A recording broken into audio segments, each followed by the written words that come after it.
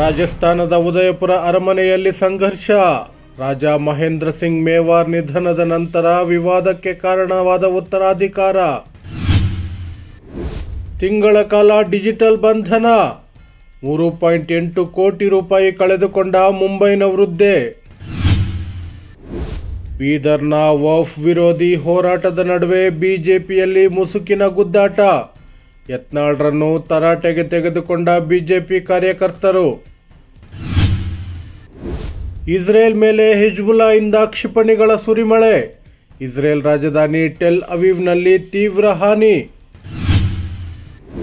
ಸಂವಿಧಾನದಿಂದ ಜಾತ್ಯತೀತ ಸಮಾಜವಾದಿ ಪದಗಳನ್ನು ತೆಗೆಯಬೇಕು ಎಂದು ಸುಪ್ರೀಂ ಕೋರ್ಟ್ನಲ್ಲಿ ಅರ್ಜಿ ತಿರಸ್ಕರಿಸಿದ ಕೋರ್ಟ್.